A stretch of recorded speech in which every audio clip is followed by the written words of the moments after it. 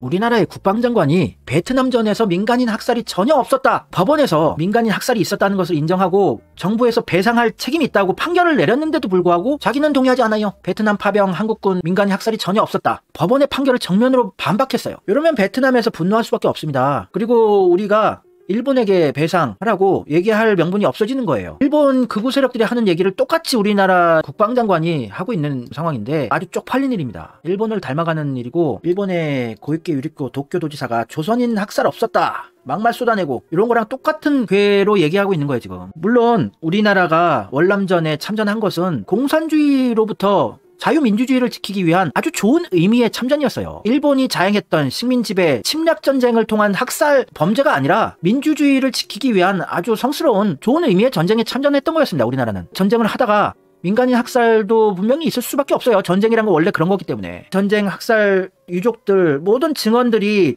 빼박인데도 불구하고 민간인 학살이 전혀 없었다라고 주장하는 거는 일본 우익들이 주장하는 논리를 뒷받침해주는 것이고, 우리도 일본으로부터 배상 안 받아도 된다 이런 걸 주장하는 미친 짓이죠. 정권이 윤석열 정권이고, 이런 윤석열을 대통령 만든 문재인이 모든 근본적인 문제죠.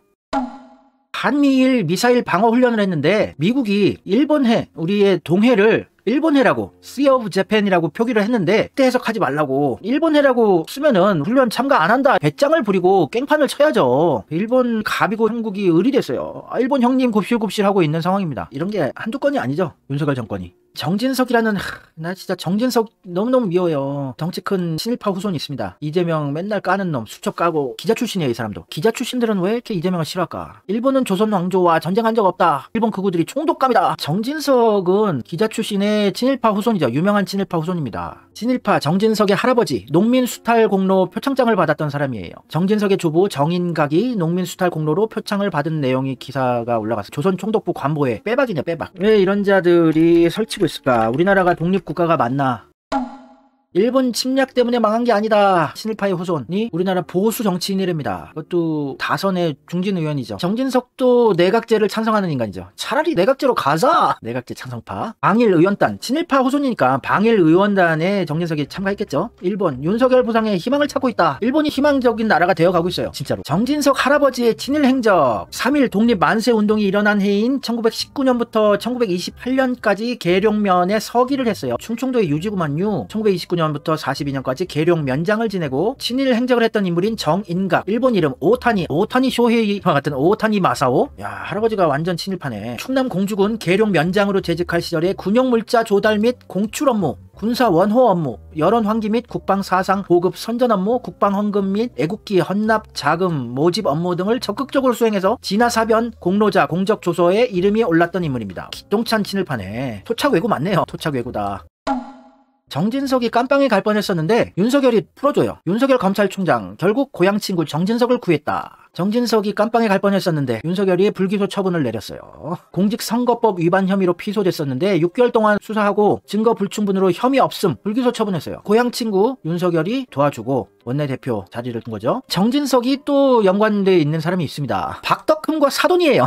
덕흠이 형 오랜만에 보네. 부동산 투기 대마왕 박덕흠과 사돈이다. 가지가지 하죠. 이런 쓰레기들만 임명을 하는 게 윤석열 정권이고, 윤석열을 대통령 만든 게 문재인이고, 또 윤석열이 박덕흠을 찬양을 해줬죠. 국내 집 걱정 없애드리겠습니다. 여기 박덕흠 의원이 전문가입니다. 저는 박덕흠 의원만 믿습니다. 부동산 투기꾼 불법으로 재산을 축제한 드러운 범죄자를 부동산 전문가래요. 아이고 깜깜하다. 깜깜해. 박덕흠이랑 이명박이랑 닮았죠. 헤쳐먹는 관상이란 게 있나 봅니다. 직원들 뽑으실 일이 있는 분들은 이명박 박덕흠 같은 관상은 조심하세요. 이재명 대통령 만드는 길밖에 없는 거예요. 민주시민들은 아무런 대책이 없습니다. 이명박 닮았다는 얘기 하는데 나라를 말아먹은 이명박, 국토를 말아먹은 박덕흠. 국밥 먹는 거 보니까 더 닮았네.